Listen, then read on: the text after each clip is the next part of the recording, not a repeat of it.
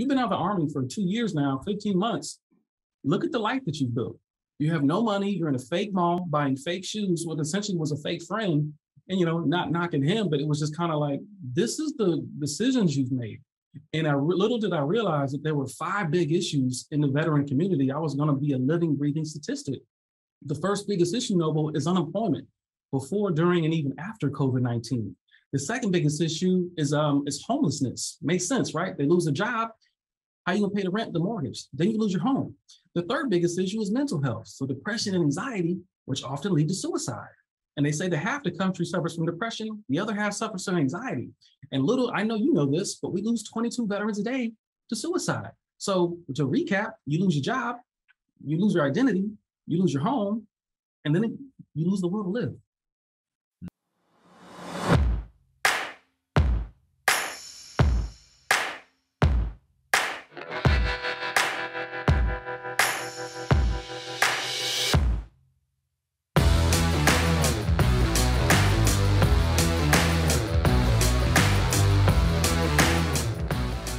This episode is sponsored by Classical Conversations. Since 1997, Classical Conversations has been equipping families like yours with the resources to homeschool with confidence, following a classical curriculum rooted in a Christ-centered worldview alongside other families in a local community. Homeschooling is doable with Classical Conversations. Check out classicalconversations.com/Gibbons for more information. Again, that's classicalconversations.com/Gibbons, Gibbens. Ritchie, bro. What's up, sir? Hey, man, dude, it's so great connecting with you, man. You too. I appreciate the opportunity, dude. Yeah, no, of course. Yeah, thank you, man. I appreciate it. Thank you. Yeah, absolutely. So super stoked, man. Super stoked to get to know you and hear your story. Awesome, man. That's what I'm here for. Thank you for the opportunity. Incredible platform, dude. I think I've listened to about 10 hours of your content in the last 3 or 4 days. I'm like, yo, this is heavy. So no way, dude, for real? Yeah, Dr. Weber, the young lady, I forget her name, who's holding a cat. She said that cat died in my arms. I was like, yo. It was a Dom, I forget, he was racing the Ducatis about his heavy story in the VA. I was like, man, this message is so needed and so necessary in today's world. So just kudos, dude, on all the work and being open enough to, have a platform of this magnitude that's not talking about football or basketball. So this is refreshing. Awesome. Well, man, thank you, bro, for that feedback. I really appreciate that. You know, the crazy thing about podcasting, do you have a podcast? Yes, I do. Oh, yeah. what? Yeah. Look at you, bro. Yeah. What? Well, so man, so podcasting, I've only been doing it for 2.5 years now. Yeah. And so what's interesting, but I've done a lot of speaking, right? I do a lot of, right. I've spoke around the world, thousands of people, all kind of stuff, right? And something that in terms of speaking that I really realized that I did a lot was I look at the nonverbals of the audience to see if they're picking up what I'm putting down. Bro, as a podcaster, you're stuck like Chuck. You know what I'm saying? No, it's tough. It's tough. So I think I'm hilarious, and I was like, oh, no chuckle, no nothing. That's right. Yeah. Because I don't get to hear like, hey man, this, I got this out of the thing, or hey, when I heard that interview, that was super dope, or a lot of times I don't hear any of that stuff. So I appreciate that feedback, brother. No, man, that's awesome, dude. No, I totally get it. How long you been podcasting? So on and off for like 1.5 years. And basically what happened, the name John Maxwell, he has a speakers program. Well, his competitor is the legendary Eric Thomas, E.T. the hip hop preacher. So he's got this dope speaking program, and they're like, hey, if you're going to speak, you have to have a podcast. And at first I was like, I'm good. Let me ease into it. And they're like, nah, dude, you can't study swimming. Like, you need to jump your ass in the pool. So, with this program and pushing you, and they teach you how to utilize digital marketing, they're like, bro, you can't fight the market, dude. Like, YouTube is here. It's bigger than television. It is the new TV show. So you have to start doing it. So the consistency and really getting aligned with an audience and the whole nine. I'm a researcher. I'm an IT dude. No, so for me, I was heavy on the algorithm. I was like, yo, I need to know what type of camera these guys using. So I hide behind being a perfectionist, but some of it was fear, procrastination, EQ, right? Being open with who I am. And so yeah, dude, I've had it. It's called Your Final Marching Orders with Ritchie Thomas, the soldier's coach. So yeah. That's awesome. Okay, so I've got and for the audience and stuff that's either listening or watching this, listening on the podcast or watching on YouTube, I will have all of Ritchie's links and stuff on I saw. I was really impressed, dude, with the YouTube channel. So yeah. Okay, awesome. The Good. descriptions and all of the links. I was like, okay, he's on it. Oh, good. Oh man, see that feedback. Thank you, bro. That's good, man. That's good. I appreciate that, man. I love to help in any way I can. I think your message is so important. Men, man to man, men, there's so much hurt. And the more you can get this message out there, it's okay to go to therapy. You need to, it's necessary to heal. Like, yo, this needs to be everywhere. So I'd love to, we can get offline and I got all the time in the world for a message of this caliber, bro. Like I'm really passionate about veteran suicide and veteran unemployment. So as many veterans as we can save, sharing your story, mine, or whoever else's, I think this is priority number 1, 2, and 3 for me. So just let me know what your schedule looks like, dude. Man, thank you, Ritchie. I totally appreciate that, bro. It really means a lot. I appreciate that. So for all of you listening or watching, let me just read Ritchie's bio here real quick, so you kind of have a little background, and then we're going to start jumping in and ask him some questions. So Ritchie Thomas, a soldier's coach, he helps transitioning military service members mentally transition from a soldier's mindset to a business professional's mindset via speaking engagements, transition workshops, and coaching. He started this because veteran unemployment is the largest looming enemy of our transitioning military. That's facts right there, bro. Because I'll tell you some stories. As a big picture thinker who can help our transitioning military make the necessary adjustments that soldiers may not see, but more importantly, he understands the pain points and the heartbeat of a soldier, as he has been personally unemployed 2 times in his first 24 months out of the Army. And he's got the survival guide to share with us today.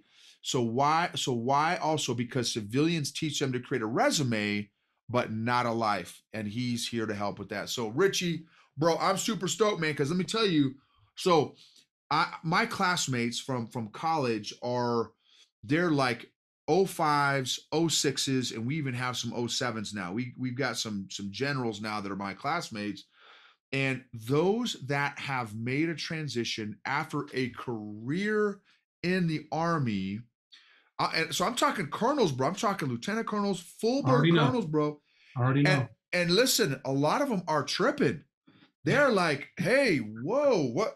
Yeah. And it is not. So what you do, bro, serves a very, and not even just the 20 plus year, NCOs, warrants, and officers, but like the 5-year NCOs, the 5-year officers that are making that transition out.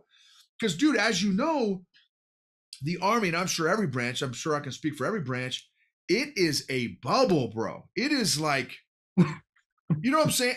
We have our own language. We have our own attire. We have our own, it's a whole nother world. And so anyway, so thank you for what you do. Tell us, how did you get to where you're at right now?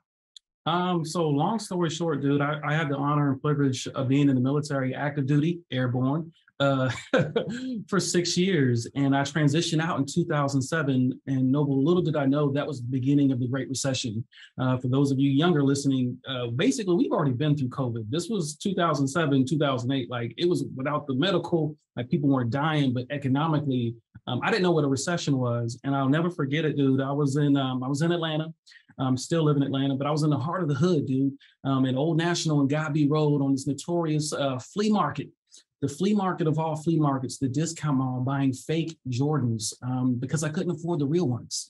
And I'm sitting there arguing with this local shopkeep over, a pair of $50 knockoff sneakers. And I was arguing with him. One, I didn't have the $50, but two, he didn't have Michael Jordan on the damn shoe. No, well, he had Larry Bird. I was like, what am I supposed to do with this?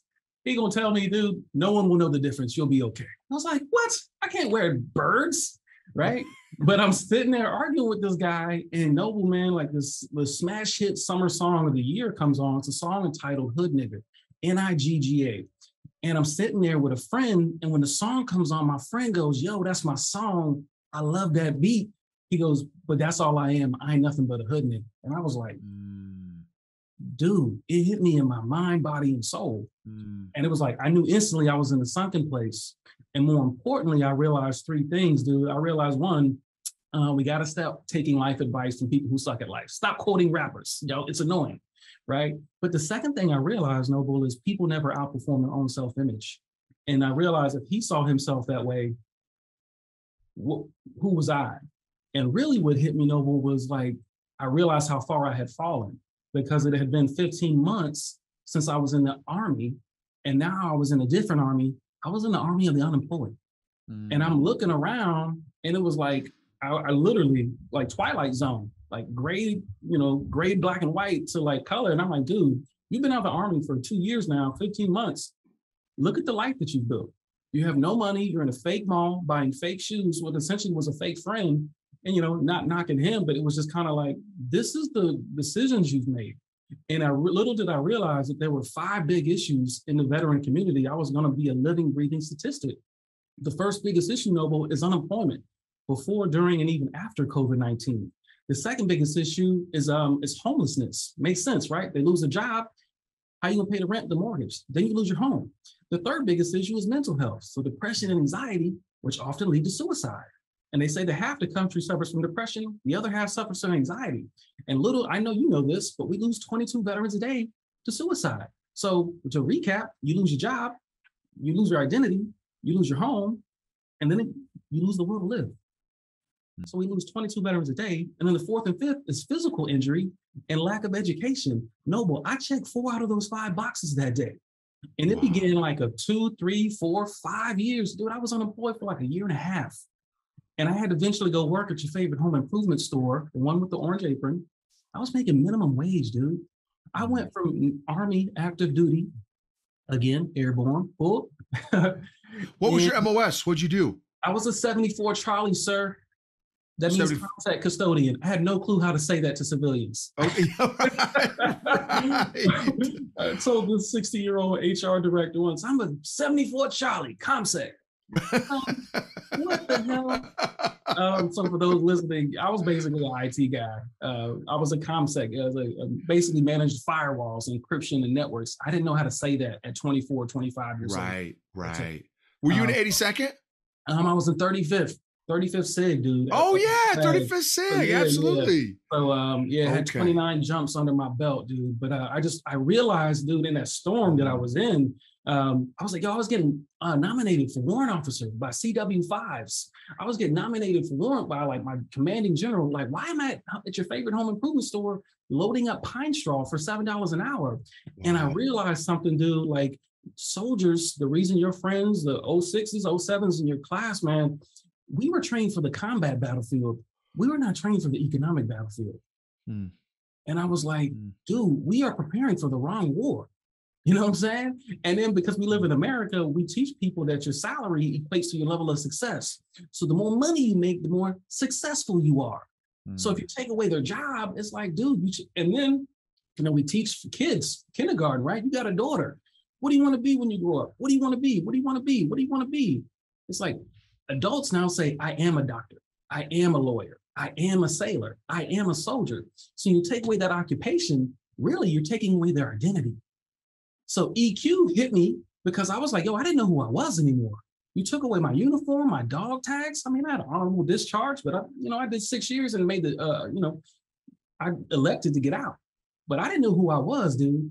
And little did I know, I was in this storm, this valley for like 2, 3, 4, 5 years because I had to work entry-level jobs to get my way up. And I'm like going through it. And I'm like, why am I sucking so bad? Okay. So let me ask you. So when you got out, so clearly you were making some amazing decisions, obviously being in the Army, being a ComSec guy. There are not Joe Bag of Donuts that are ComSec guys, right? I mean, big brain, high speed dude.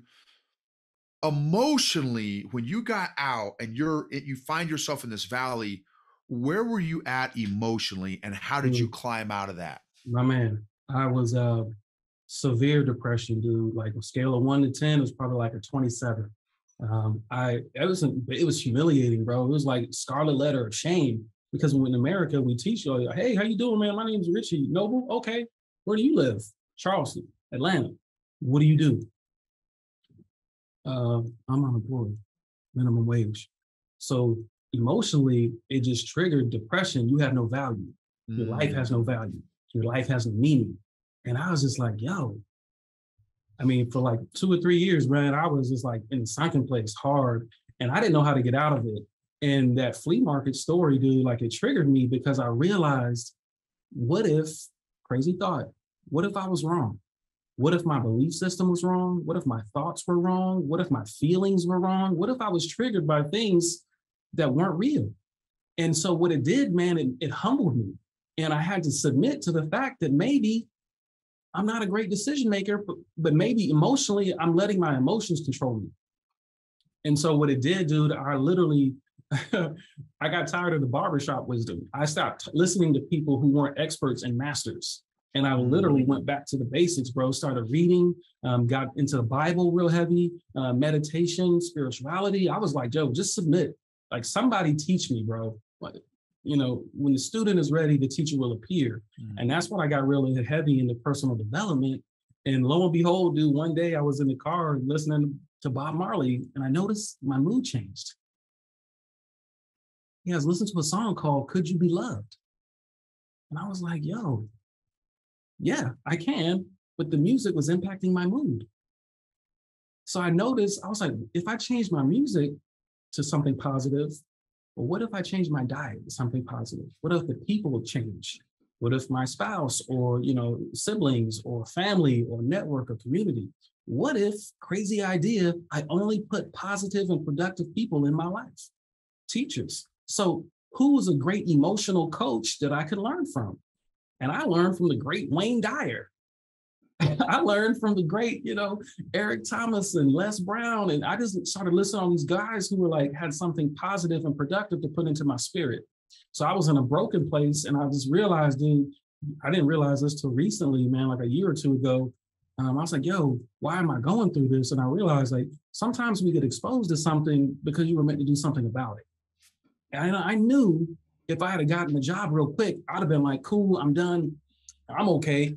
But now I'm in a position where I understand a soldier's pain points. I understand the heartbreak. I understand the shame. I understand that the depression and suicide and all of that good stuff, because like I've been there.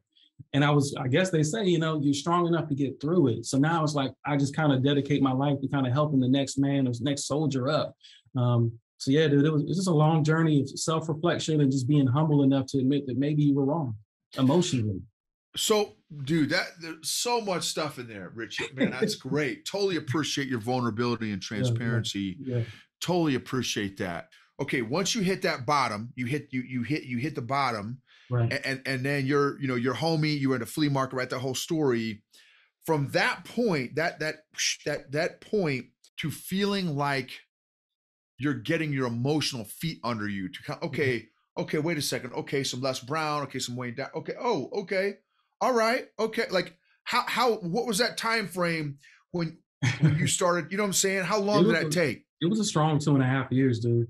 From 2008 to like the second half of 2010. Because I started going back to college. I went to Southern Polytechnic State, which is Georgia Tech's little sister school here in Atlanta. But progress equals happiness. These guys gave me a roadmap to follow. And once I started taking baby steps in the roadmap, then my mood changed. I was like, okay, I got to take some action in a positive and productive direction. So yeah, to answer your question, dude, it was about 2.5 years, and maybe even a little bit of 3. But yeah, I started coming out of it when I started seeing change, and just the baby steps, bro. Each mile begins with one step. Love it. So even how you explained your journey shows a great amount of self-awareness. Yeah. One thing that I've learned, not only for myself, but a lot of the leaders that I coach, many leaders are not super self-aware. Well, say that again for the people in the back of the room. That's right. Can I get a witness? Can I get a testimony? Right. So how have you always been self-aware? When did it start? How did you become Yeah, self-aware? You know what I'm yeah, saying? yeah. So this is probably not healthy, but yeah, man, this has been going on since I was a kid, dude. I was the oldest sibling. I got an awesome younger sister. Shout out to JT Shiesty. But I was, parents divorced when I was like 9, in third grade, and so my dad was in the army, 20 years. What's up, Dad? And my mom moved us to Charleston, South Carolina, and I guess just being the oldest sibling in the house, my mom never talked to me like I was a kid. So it was talking to me like I was an adult. So at like 9, 10, I started processing some heavy things and picking up from them, being the oldest sibling, but I was also the oldest cousin. So just listening to aunts and uncles, adults treat me like I was an adult. And I guess it just kind of sharpened the axe. I don't know if that's healthy, but I started picking up on people's body language because, I grew up in the 80s. So it was like, children are seen and not heard. So you just sit back and listen. And so that's kind of how it started. This episode is sponsored by Classical Conversations. Since 1997, Classical Conversations has been equipping families like yours with the resources to homeschool with confidence, following a classical curriculum rooted in a Christ-centered worldview alongside other families in a local community. Homeschooling is doable with Classical Conversations. Check out classicalconversations.com/Gibbons for more information. Again, that's classicalconversations.com/Gibbons, Gibbens. Wow. So yeah, like you said, and I don't know either. I don't know if that's I mean, obviously it's great that you became self-aware early. How you became self-aware, maybe, Yeah, yeah, but because I guess here's why that's fascinating to me, because it sounds like, man, I don't know if this would be good or bad. So when I went through I call it hell phase, because I was suicidal for 2 years straight, every day, nonstop. All I could think about was that.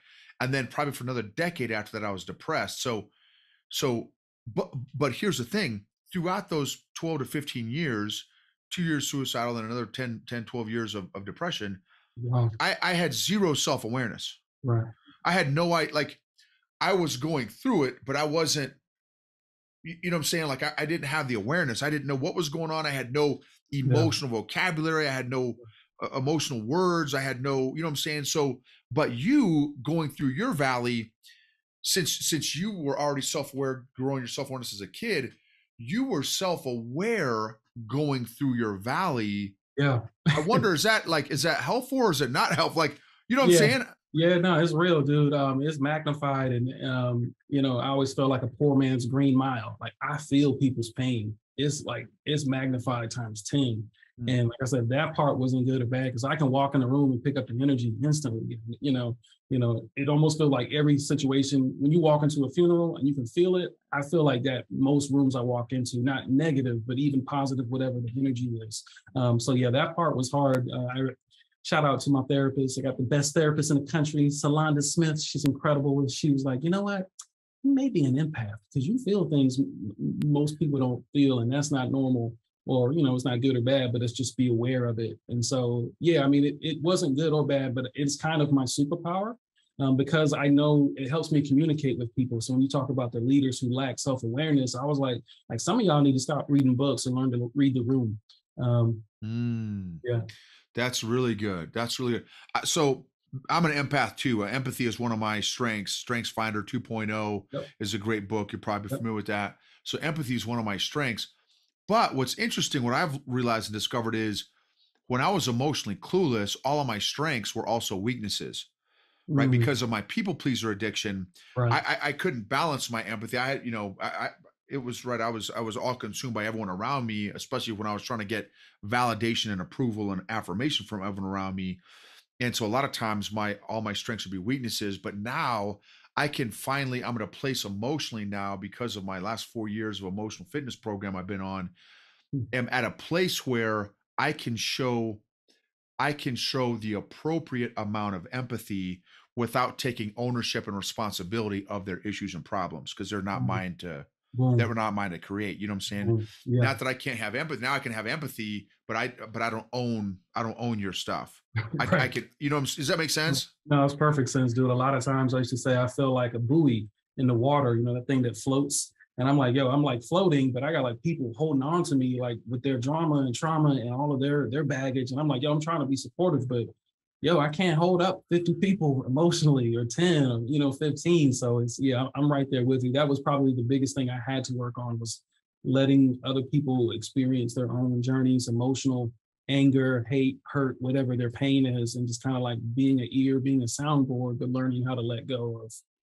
That's their journey, bro. That's on them. Yes, and I love that visual of the being in the waves and the water and stuff, being the buoy, because the other kind of proof of growth for me has been, okay, so before, if my wife was up, I'm up. If my wife is down, I'm down. If my Right. daughter's up, I'm up. If my daughter's down, I'm down.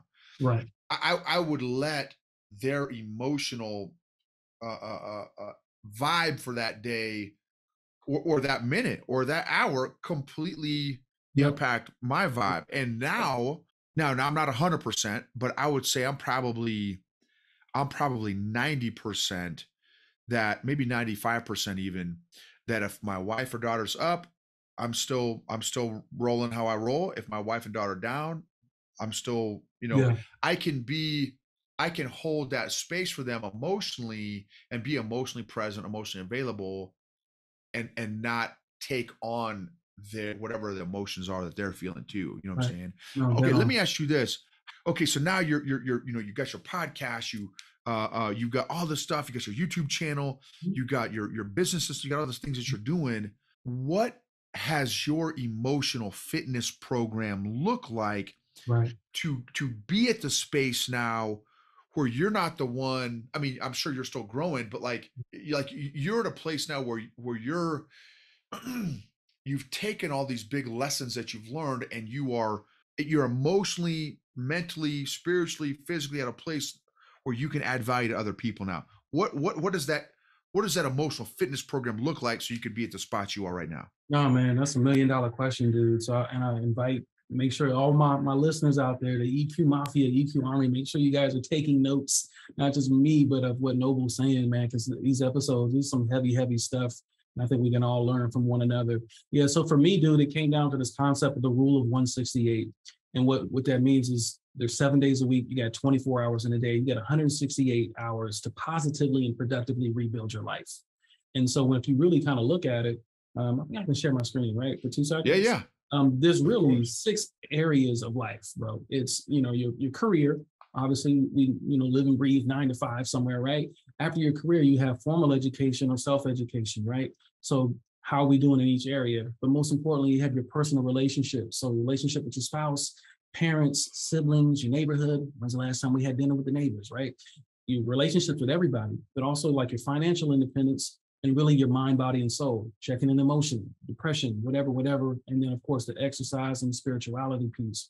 So what I do, Noble, man, and I kind of learned this from teachers and mentors, I literally audit each area of my life. So what do I need to be working on today?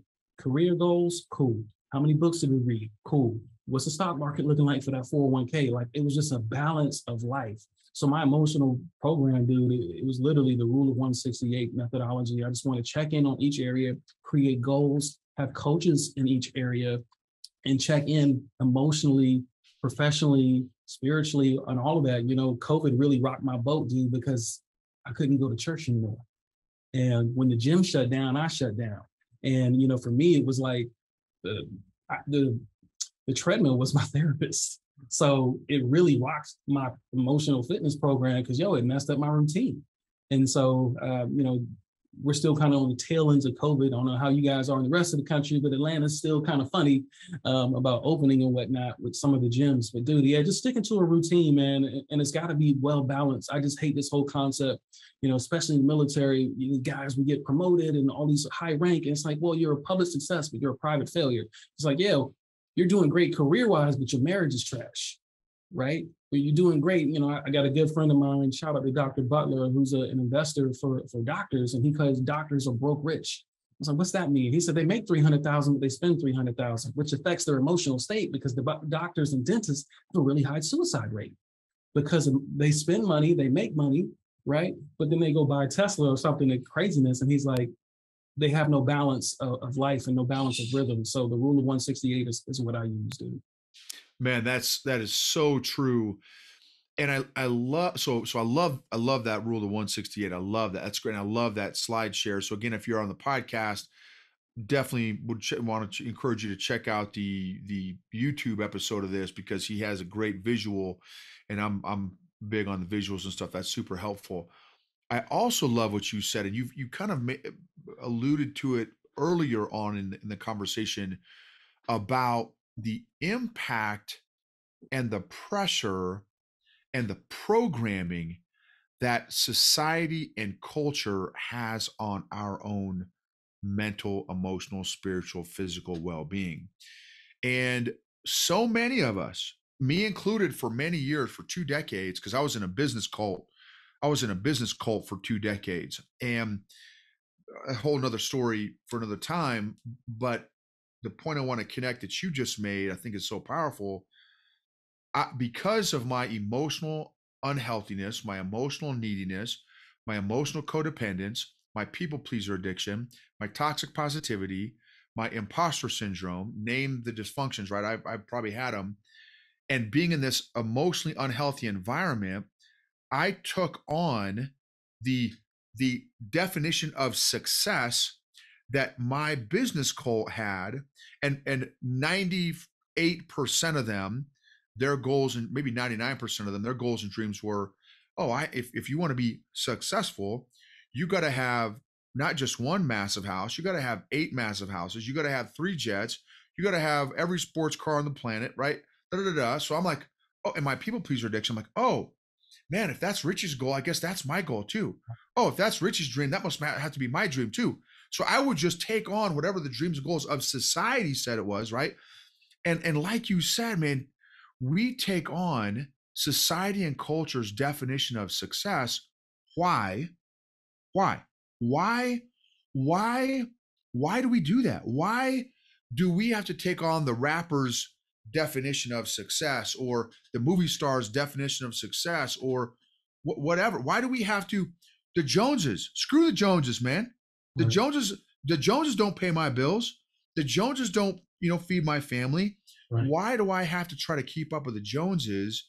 How have you developed your own identity so that you can be who God's called you to be without getting buffeted by society and culture's definition of success? My man, this dude got another $1 million question. That's awesome. Dude, for me, and again, anybody listening, man, I really want y'all to invite you guys to just do an internal audit of who you are. I realized at the end of the day, I'd rather be an outcast with men and an incast with God. Like, there's nothing in the world more important to me than just kind of growing into who God called me to be. And so that's my first, second, and third priority. And for me, I realized that my nightmare, that transition, right? Getting out of the military, I realized that I found that nightmare, which is a phase in my dream. And I realized my dream now is to help soldiers get through their nightmare. And so for me, as I look back, I just really understand my calling on the planet is to help other people. And so for me, there's nothing more important. So no car, no home or anything like that. And then honestly, dude, like I grew up a diehard football guy. For those listening, I'm a light-skinned guy. So when I played football, they kids always call me Junior Seau.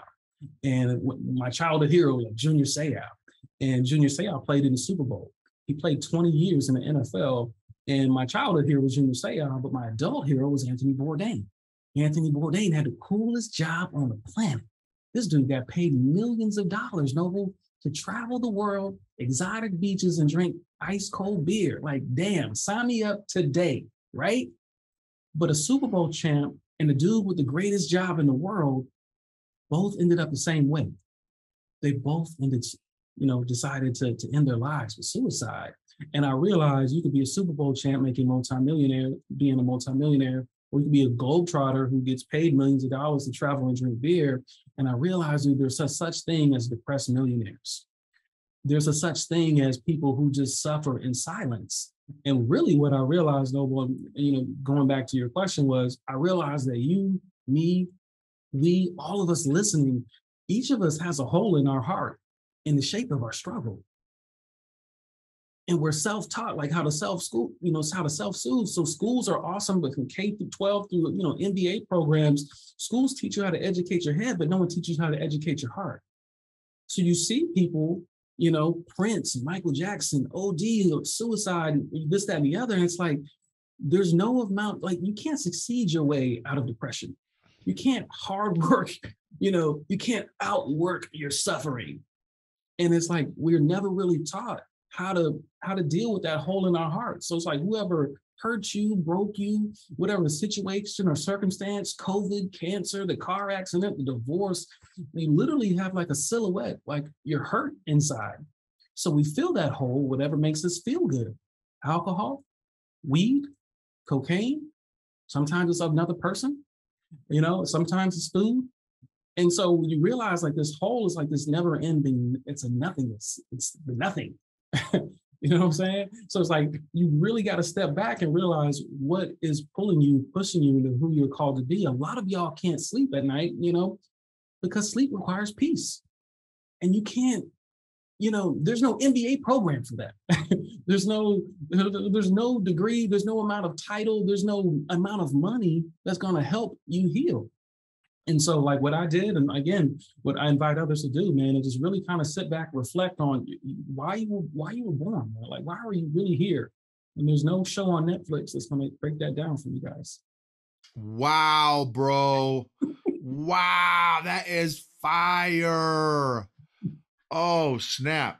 Okay, all right, so you just described the dynamic amazingly. 100% agree. So I let's say I'm in that spot. So let's say I'm listening to the podcast, I'm watching the YouTube, right, and you're speaking to me. You like, bro, yes, I've got this trauma. I got this, I don't have peace. I'm not sleeping well. I got a bunch of junk on my trunk. I got more issues in Time Magazine. Mm-hmm. Okay, so Ritchie, the soldier's coach, what is my first step? What's my first step? What's my second step? Cool. Pencil and paper.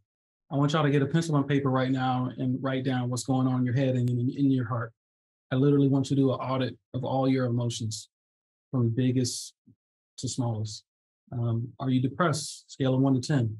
Are you angry? Scale of 1 to 10. Are you hurt? Scale of 1 to 10. Pain, wounds, everything you're going through emotionally, I want you to write it down on pencil and paper. After you write it down, like I said, I would give it a 1 to 10 by each emotion.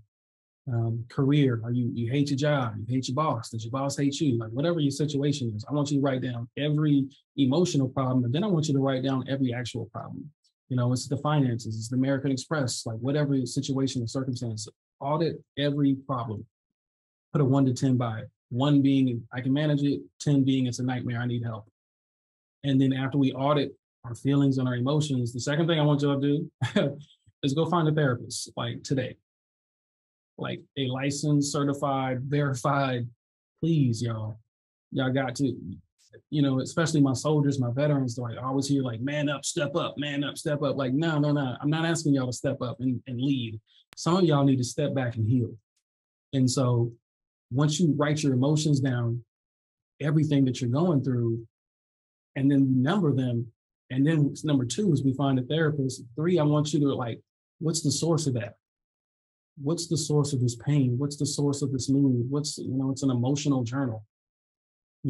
How long has it been going on? Day, a week, a month, a decade? So those are my first 3, dude. Write your stuff down emotionally, write your problems down, find a therapist to help sort through that. And again, understanding how long you've been in that storm, and understanding, I would add forth, what is your role in that emotion? Is it a valid emotion? Is it, is it a childlike emotion? Like understanding how that your role in your own pain, like part of the healing is accepting your role in your own chaos. So the ownership is number 4 for me. Awesome. So that's awesome. Love it. a couple thoughts that makes me think of is, let me say specifically a couple things. One, we all get our emotional foundations from our childhoods. Lottie Dottie, everybody. We all, I don't care if you had Jerry Springer or you had Leave It to Beaver, right? Everyone has their emotional foundation from their childhood. Number two is, what happened to you as a child is not your fault, but it is your responsibility. What happened to you as a child is not your fault, but it is your responsibility to heal and grow from. Number three, I love this analogy too. The LeBron Jameses, the Tom Brady's, the Steph Curry's, the top athletes in the world, how many coaches do they have? They've got probably 3 or 4 basketball coaches. They've got a nutritionist. They've got a strengths coach. They've got these people. I've seen, it was either, I think it was an article I read on LeBron James and Russell Wilson, separate articles. You know, Russell wrote one, or LeBron said one, or he was interviewed or something. Both of them, and Tom Brady, same thing. All 3 of them spend, I would say, invest $1 million a year in their bodies. Because as an old school MMA fans, UFC fans, Ronda Rousey, when she, on one of her interviews, they interviewed Ronda Rousey and she said, "My body is my business." Right. But why don't, right. Okay, I'm not bad to the bone like all those guys are, right? In terms of like, you know, I'm not some world-class athlete, but I am trying to be world-class in my little space of the world, right? I am. So why, so I would say, and I love what you said there, you know, hey, man up and just get your crap together. I would say this. Yeah. Man up, get your crap together by getting help. Right. Right. I think it's crazy to not get a coach, not get a therapist, a counselor, a psychologist, somebody that can help you. Because here's the other thing too. How many of us have been trained in how to acknowledge, identify, process, and manage our own emotions? Right. You tell me how, bro. And if you're my age, there's 99.9% of us that have never been trained on that stuff. Oh yeah. And you know what I'm saying? So why would you kick your, like, if you, so I speak Spanish, right? I look like a big giant white dude, but I speak Spanish because my mom's a 4'10" little Hispanic lady. So I can habla, but I don't look like it. So if I start to bust out some Spanish on you and you don't know anything about Spanish, would I get mad at you? Like, I can't believe, Ritchie, I can't believe you don't speak Spanish. Right. You've never been trained. You've never studied Spanish before. So how can I have the expectation that all of a sudden you're going to be fluent in Spanish? But yet we do that to ourselves every day. I beat myself up every day. Man, I can't handle life right now. I can't handle my emotions right now. I can't handle my depression right now. I can't handle my anxiety right now. How many of us have ever been trained on how to do this stuff, y'all? So I love that, bro. Seek help. Go find Ritchie. Go connect with Ritchie. He's got a great bunch of skinny, a bunch of content. Go find somebody. Get help. If you are sucking like a Kirby vacuum, go get help, y'all, because your life, listen, you were put on this planet to do something, right? You were put on this planet to, listen, this is another one thing I say all the time. Emotionally healthy people help heal other people emotionally. And look how God works, y'all. Big Ritchie, he was lower than a pregnant ant. 2 years, no job, all this kind of stuff, depression, in the hood, all this kind of stuff. And look, God turned his mess into a message. He turned his test into a testimony, and now is helping out hundreds or thousands of other people. Why? Because he's been through it himself. Yeah. So this is something, man, I've got 3 episodes, probably a couple months back of something I'm really trying to work on. Is how can I not run from my valley, but learn from my valley? How can I turn my valley into a professor, not a nightmare? So now it's not, oh man, how do I get out of this? It's how can I learn? So wrapping up here, what advice, encouragement, thoughts would you share with the audience? So now you gave me the steps, the 1, 2, 3 steps over, so that's good. But now, any like from a big picture perspective, because you're and I'm sure you're still working on your stuff, but you're on the other side, right? You're not in the valley anymore. But here's the thing though, this is the reality is That's life. It's part of being a human being. What advice can you give? Any final advice that you can give to the audience on how to reach or pursue their purpose in life? Yeah, man. Dude, I know you have a mixed audience of just veterans, but a lot of entrepreneurs as well. So not everybody was in the military listening. I honestly believe scientifically or spiritually, we are all living, breathing miracles. And the fact that you can walk on your own, you can talk, you can hear me right now, you can see you 10 fingers, 10 toes. I mean, you are a living, breathing miracle. You can breathe without a machine, bro. Like you can breathe without being in hospice attached to an oxygen tank. Like your life matters. And it's like, you really shouldn't be dying until the hero was born and you help the next man and next woman up. Like your life matters. Like your story's not finished because you woke up today. You are a living, breathing miracle. Like it's a scientific that you can breathe. Your heart is pumping oxygen right now. It's crazy to me, right? But for my soldiers and my vets, dude, like I call it what's your final marching orders. So it's 3 final takeaways, right? So I always say, like, one, for my vets getting ready to transition out of the military, and this is everybody, honestly, like every adult in America, 16 and up, it's called ULLC. I think everyone should have a business in their name for the self-esteem aspect. I want you to, the best way to change, unemployment and depression, a lot of these issues, dude, is I want them to have a business in their name, because the best way to change someone's mindset is to change their vision. The best way to change someone's vision is to change their elevation. So if you are the CEO of ULLC, so I'm Ritchie Thomas, got a Ritchie Thomas LLC, I want them to have ownership and pride, because it'll affect how they feel, right? Because I'm bringing value to a community. I'm bringing value to my city, my state, because I'm bringing my knowledge, skills, experience, my story of my journey. My story can impact somebody else's now, right? So ULLC. The second one is specifically for my soldiers, man, just going back to the suicide thing that it hit so hard for me. I love soldiers and I love veterans because they love themselves so much, but they love their country like more than they love themselves. They're extremely loyal. But if America was a person, she was a girl, you would never harm her, hurt her, right? But you would hurt yourself before you would hurt her. So my second marching order to my vets, dude, is love yourself as much as you love your country. That's an order. The third one is, like, if you wore the uniform, guys, you got to understand, like, you put your life on the line for somebody else. So to my eyes, even though you took your uniform off, you took the dog tags off, you're still a hero. But now I need you guys to be the hero of your own story. You have no business out here hurting, suffering. Like, you are more than that. Your story matters, your life matters. So those are my 3 and final marching orders for everybody listening. Thank you so much, bro. Love that, man. Love that. So powerful. Excellent, excellent, excellent. And here's something else too, man, on that ownership. I love how you framed that. The elevation and putting a business in your name. Listen, I think you want to talk about impact in politics, bro, is getting a business for yourself. Oh man, dude, how much time we got? I can go another 8 hours. You know what I'm saying? Like, listen, you want to get the country unified? Just go into business for yourself. My man. And then a lot of us will get aligned in our politics, bro, because you know what I'm saying? That's a whole other, but the ownership, taking ownership, putting something in your name. Okay. I love that. The other thing too, y'all, so for my veterans, if you're a veteran, if you're an executive, whatever, what are your top 3 lessons that you learned in the Army, in the Navy, in the Coast Guard, in the Air Force?